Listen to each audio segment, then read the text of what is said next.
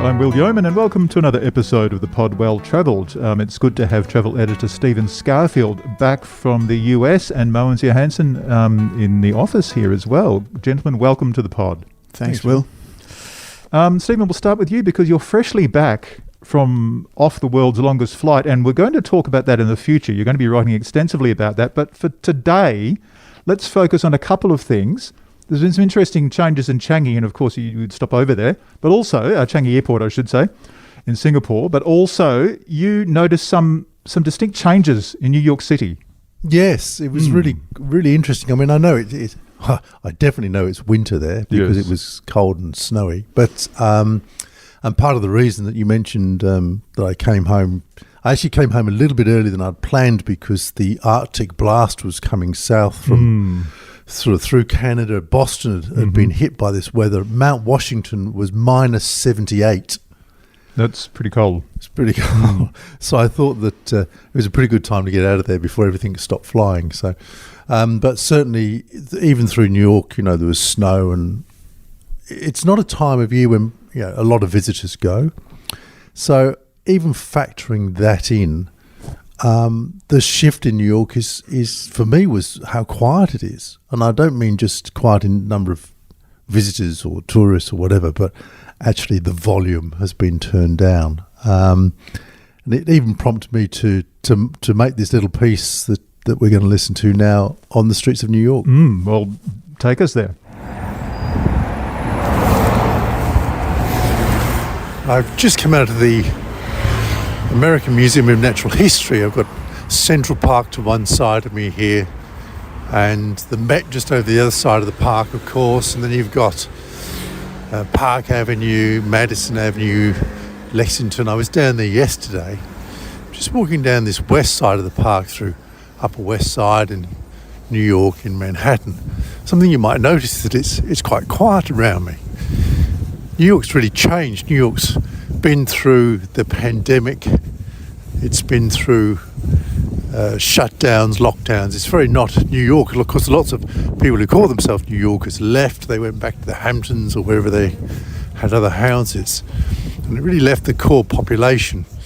This place prides itself on villages. Chelsea Village and Greenwich, of course, is a village. And the whole city in its way is a village. And it's got that feeling back. So if you listen to this avenue, well, you can't hear anything. Most of the yellow taxi cabs these days are Toyota RAV4s. The buses are hybrid, and everything is delivered by electrical bicycle. Lots of them have trailers behind with yellow crates on, so they're delivering ingredients for meals and meals themselves. Everything is just being delivered silently in this very quiet city. You're not hearing the honking that's so familiar. We think of New York as being quite robust and rambunctious, and that's really changed. There's a gentler attitude towards people. The conversations I've had here with lots of locals have really been quite different.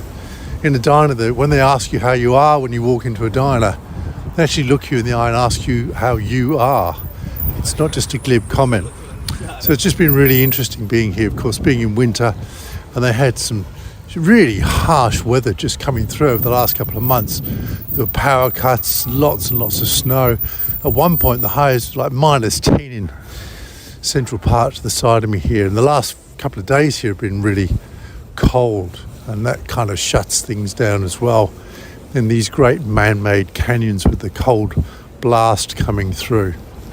So I'm just enjoying a little bit of sunshine this morning. It's still cold. I've got 3 jackets and a beanie and a pair of gloves on, and I'm just strolling in the early morning sun. Well, I had breakfast up at Tom's Diner, which of course was a monk's diner in Seinfeld, so I'll be writing about that.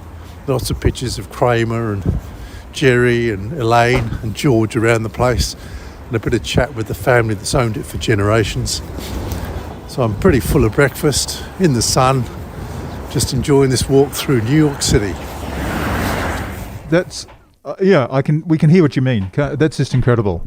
Yeah, I think it's really incredible, and I suppose home delivery is a big part of this. Yeah, because during the lockdown in Western Australia, we didn't feel this because we don't live in most of us don't live in that sort of environment, but the apartment living in New York, everything delivered by e-bikes.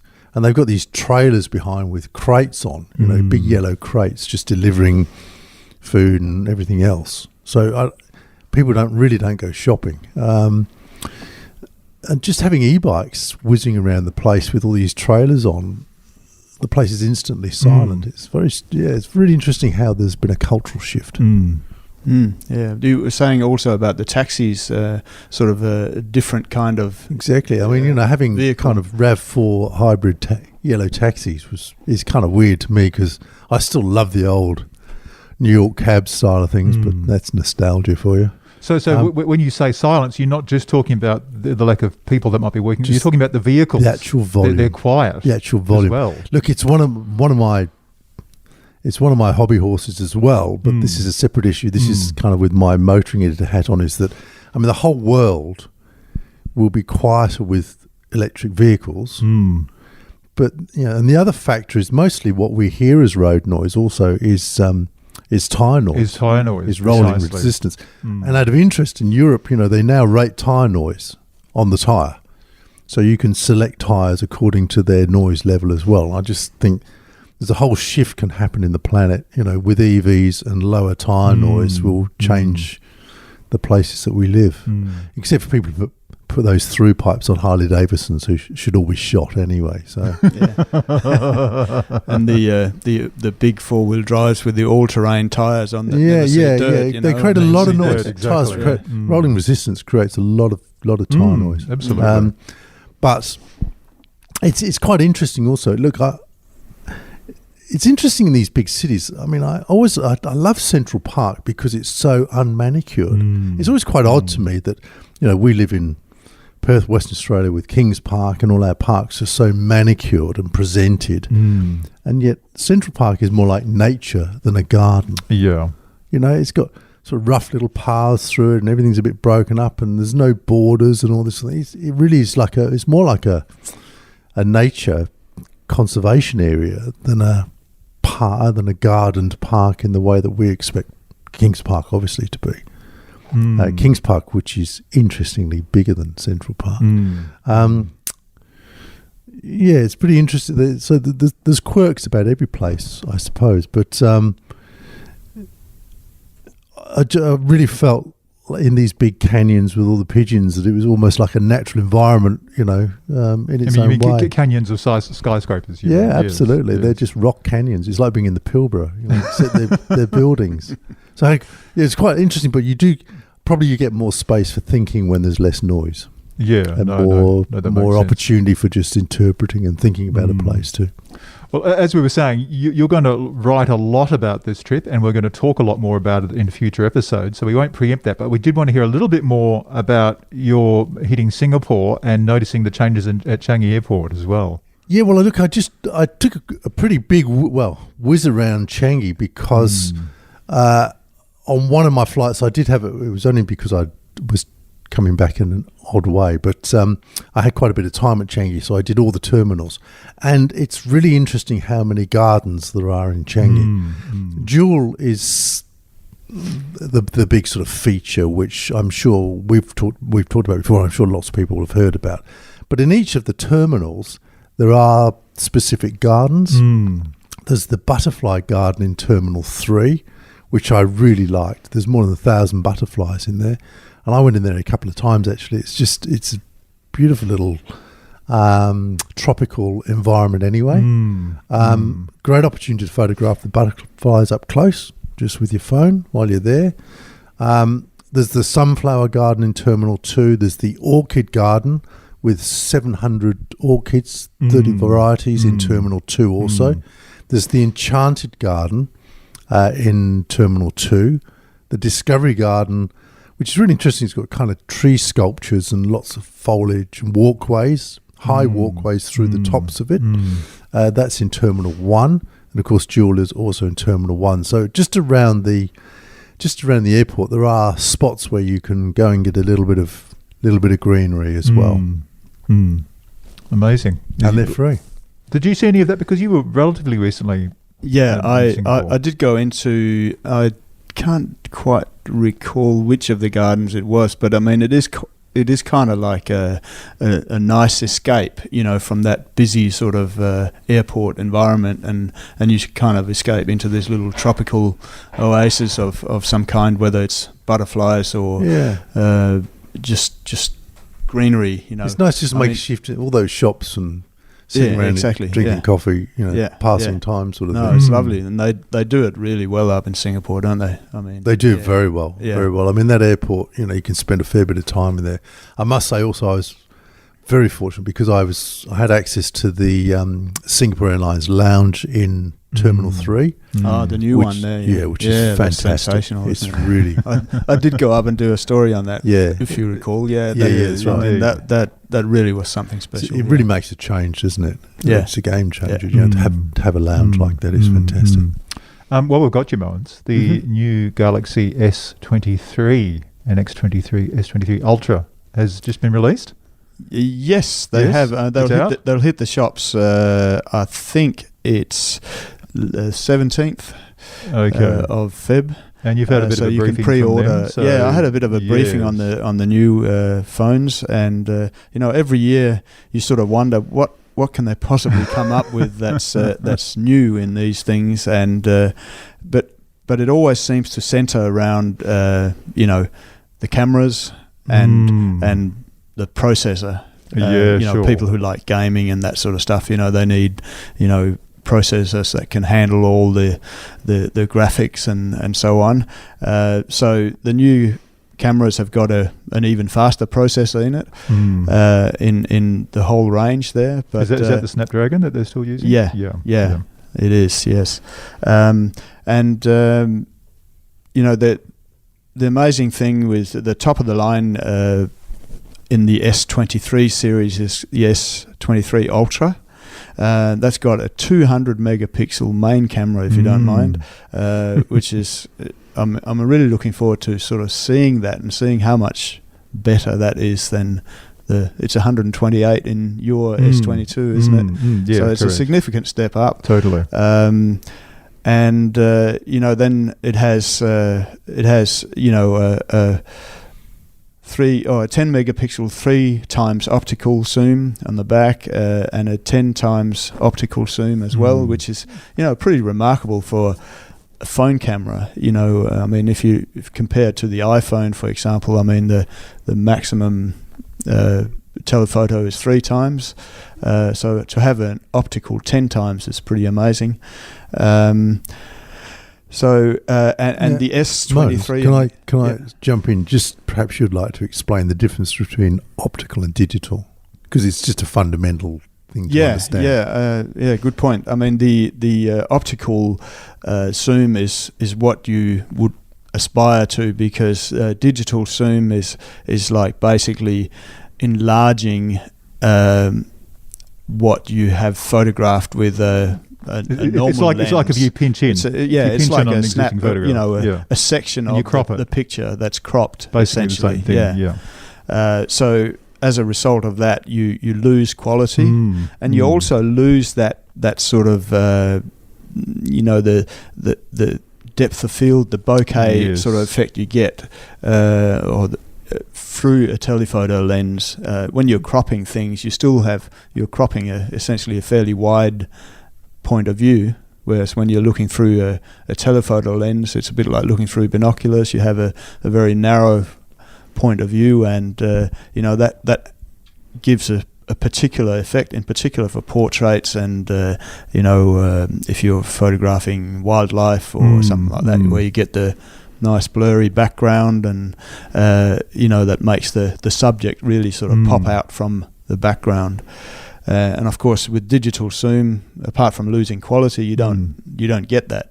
All that goes. So there's many advantages to having a proper optical genuine, zoom, which is like basically genuinely like changing lenses. It's a more physical thing. Yeah. So you've got a real zoom as opposed to a digitally sort of processed sort of. I sort of always feel that optical zoom is kind of of all the numbers that are associated with phone cameras, that's probably, to me, the first one to look for. Yeah, I think so. Yeah. Because that's what they lack is, you lack the zoom. That's what we carry cameras for. So. Yeah. So that's amazing. 10 times optical. Like, I mean, effectively with this 10 times optical zoom, it's sort of negates the need for having the real compact cameras that we used to talk about. I remember even as recent as when the pandemic hit. The 3 or 4 years ago, the mobile phones didn't have that capacity to zoom in with optical zoom. Yeah. And we were talking on the pod most likely, but we certainly did some video sort of presentations where we were talking about, there's still a really good case for having a compact camera, but as things are developing in the mobile phone sphere, it's really that's gone. It's gone. That boat has sailed, hasn't it? That boat has sailed. Yeah. I have to tell you too, and I haven't mentioned. I mean, I walked my 2 Canon R7s and lenses around New York, and I never took a picture on them. I didn't. Wow. The whole job, I didn't take a picture on. You just used your iPhone. I just used my phone. Yeah. And all the pictures that we'll publish, full page pictures, will all off the phone. I literally didn't take a picture with them. Yeah, and it is, when you're on when we're on an assignment, you're in and out of museums, and you're, out in the street, you're moving around, and the fact that you can have, a really capable camera in your phone just frees you up so much, doesn't it? It does, and I should also say with the S22, which I have, also has the ×3 and the ×10, and I use those extensively. Yeah. When I'm out and about, like you say, so anything you see by me published in Pages will be using those lenses. Yeah. And they're exceptional. Yeah. Yeah. So interesting times ahead. Yeah. Fantastic. And I write in notes in the phone, and so I know I've learned from you, Mogens, that you photograph a lot of signs, kind of, I think, and use as a notebook. Exactly. And I do more of that. I mean, I actually found that I take less notes apart from quoting people. Yeah. Write stories in the phone, sitting in a coffee shop. And by the time you get back to the laptop, it's already sitting in there. Yeah, it's amazing. Yeah, it's a great time to be working. I was going to talk about taking notes. Of course, the S23 retains the famous stylus that the old Note used to have, in the S22 the S Pen. Ultra has. Yeah, the S Pen. Indeed. Yeah. And that's one. I mean, I've changed over back to iPhone now, but I'm kind of like the thing I miss the most, apart from the 10 times zoom with the Samsungs, is the S Pen. Is the S Pen. I have no idea why the Apple Pen doesn't work with the phone. It's insane. It works with the iPad. But I mean, that's why they didn't develop it. I don't know. It's just I don't absurd, know. They need to get their act together. That's all I can say. Otherwise, I'm going back to Samsung. the tech industry. Take that, Apple. Are you listening? The tech industry needs us to sort it out at the moment. Anyway, all right. Well, thank you so much, Mogens. That's fascinating. We'll look forward to a story. So, you've already published it, haven't you? Yeah, actually? We've already published it. It's online at the moment. Sort of like a preview of the phone, but I've been promised as soon as one becomes available, You'll give it a good test drive. Give it a proper test run. No, terrific. We'll look forward to that. Yeah. In the meantime, thewest.com.au/travel, you'll find your story online now. You will. So, yeah. Stephen, you've been doing a lot of writing for performance recently. You've got a few plates in the air. We've got a lot coming up, haven't we? We have for West Travel Club. Yeah, for West Travel Club and for the York Festival. Indeed, this is true. Yeah, it's another aspect of our work, I suppose, of the storytelling is to perform stories, to tell stories, live, as it were. Yes. So you and I have got a York Festival gig. That's the first one off the rank, isn't it, I believe? First one off the rank. On March the 18th. Yes. Saturday. I recorded a piece yesterday and sent it to you, but didn't get any response. Because I just choose to ignore those emails.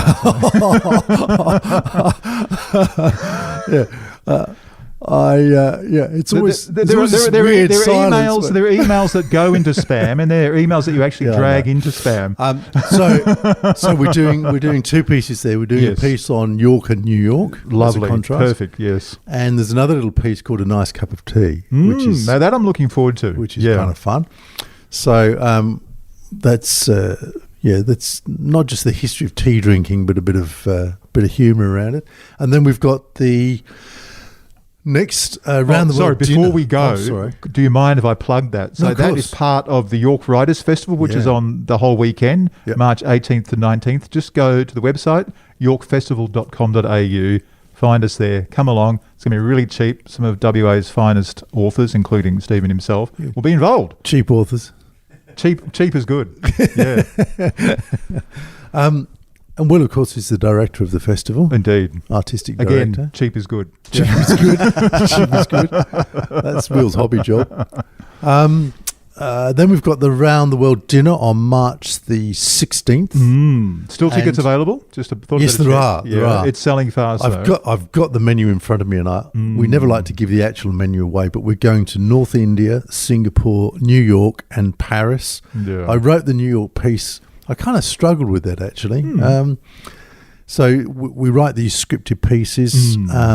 Steve Richter, who's our resident musician. composer. Well, he's sidetracked at the moment because he's working on a piece for the Perth Festival. Perth Festival, He's in a big yes. performance there. Yes. So that's fantastic for him. He's a wonderful musician. He's playing with his friends in the festival, so that's good. So the pieces for that are written, and hey, coming back, I flew back without preempting it too much on the direct flight from New York to Singapore. But we actually flew between Udaipur and Jaipur in India. I'll explain the route when we come back to that. But I was flying over this, writing about North India, and we were actually flying over it at the time. It was kind of weird. It's not a way you'd expect to come home from New York to Singapore over the top of India. We'll explain that route in a future episode. So we've got that coming up. So there's 4 pieces for that, and then what else? Our New Norcia weekend experience. New Norcia weekend. always We've got something to look new forward pieces to. for that. Will and I will perform in the church, in Abbey Church at New Norcia. Indeed. Yeah. There's a piece that we'll do on Spain, which is relevant. Yes. Which has been an interesting little journey for me writing that, because it takes me back to all sorts of things. Wow. But also I'm writing a piece called Belief. Also appropriate, clearly. Clearly appropriate. So 2 new pieces for that little concert we do there in That's the going to be evening fantastic. as It's part of always that weekend. Always a highlight. Of course, but I mean, that's just a side show compared with Mogens photography workshop, which I think is almost sold out because, It's good to hear. I think it may well be. You might want to check that, listeners. westtravelclub.com.au/events. Yeah, it's fantastic because you can come to New Norcia for the weekend. We stay overnight. We book out the hostel. There, which is beautiful accommodation. They've just done such a wonderful job. We've got all the meals included. You can either do the weekend with Mogens doing photography, and there's about 8 or 10, I think, kind of particular events, sessions we do. Different sessions, different topics, and brilliant. so on. Portraits, landscapes, early light, all that sort of stuff. You can do the writing weekend with Will, the travel writing weekend with Will Yeoman, which is, just an amazing course to do. Or else you can do the hang around and have fun in New Norcia weekend with me. Which is very enticing. It's a bit of it's a tougher sell, but yeah, right, exactly. Before I forget, we didn't tell people the dates for this. And sorry, I don't remember from the top of my head. I'm going to find them now. Excellent. See, we're so well prepared that I've actually got it sort of half in front of me. No, that's fine. While you're looking for that, Stephen, New Norcia is such an atmospheric place, and we do it every year. We're doing what? This is probably going to be the 3rd or the 4th one from memory, Mogens? I think the 4th. The 4th one. Yeah. And it always sells out. Yeah. And it's so popular. And it is such a, from photography anyway, it's a great place to walk around because there's such variety of stuff. It's kind of got everything, hasn't it? The historic buildings, the nature, Yeah, and what I really like about it is compared to our photo walks that we also do around Perth and Fremantle and other places. But both of which are sold out. There are 2 coming up, in case listeners are wondering. They're gone. Yeah. Anyway, sorry, I thought I'd mention that. What I really like about New Norcia is that we have the place virtually to ourselves. It's you can take your time. You you don't get distracted by all kinds of other sort of outside influences and that sort of stuff. So it's a really sort of good place. You can really focus, if you pardon the pun, on what you're there to do, whether it be writing or photography or hanging out with Stephen. Yeah, just enjoying yourself. Okay. It's amazing. Also, I think the shift for me also is because of the bypass, because of the Great Northern Highway going around the town now. Yes. When we walk around doing photography, there's sort of no vehicles there. You can step back and you can walk around the roads. You don't have those road trains roaring. It's kind of like being on Rottnest, like you used to do. It's really interesting that as a photographer, you become so involved in the subject, but you've always got this kind of awareness of traffic and vehicles and things going on, but you don't have to have that there. It's really pleasant. Yeah, it is. I've got the absolutely. I mean, any other podcast would cut out that awkward moment. Well, I'm going to see about that. Depends how much time I've got to edit this afterwards. April the 29th to 30th. So April 29th to 30th. So it starts registrations on the Saturday morning early, 9 o'clock, and it goes through Saturday and Sunday. And then you get home Sunday afternoon, and it is $450. So that includes either of the courses. Or the weekend, which includes a full tour of a full tour as well. Yeah, it includes the accommodation. Yes, which is beautiful. Yeah. It includes all the meals. So there's morning tea, lunch, dinner, morning, breakfast. It's massive value. Yeah, everything's and there are some sessions as well, apart from the tour, that everyone can come to, regardless of what course you do. If you just come up for what we call the New Nausea experience, there's some sessions. I mean, you're welcome to come to sessions anyway, but there are some sessions when we sort of give a bit more insight into travel trends, and obviously we're just there, and some people will want to talk about finding travel insurance, or they'll want to talk about. Some people came last year actually just really to talk about Antarctica, because they wanted to go to Antarctica and they wanted to find out what I thought about the times of year and this and that. They thought this was a good way to have plenty of time to talk about those. Well, you're absolutely right. Because we're there together for the whole weekend. You can just come and approach us and talk about anything. Just to generally talk about travel. And the concert, of course, is open to everybody. Yeah, of course, everyone comes to the concert, whether they want to or not. Whether they want to or not. Which is a moot point. Yeah. I don't mean that. No. Well, yeah, and look, that's the last time I looked, that was well past the halfway mark in terms of being sold out. So you boys are so competitive. Be quick. We've got a bit of a sweepstakes running on which of the three are selling, and I don't think that's. I know who's coming last. Yeah. I think I know who's coming first. Oh yeah.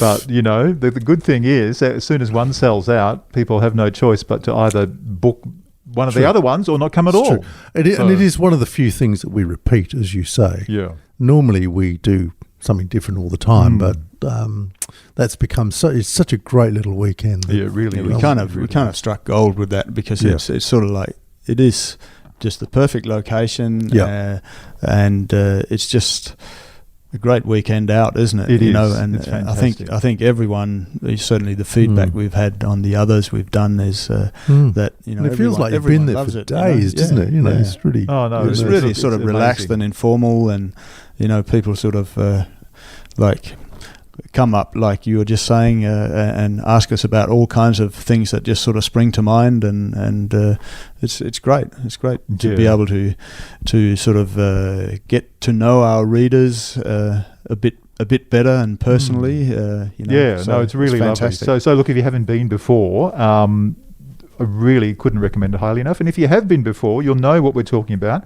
And we've had some people that come every year. So yeah, we have. And you always get something new. So absolutely.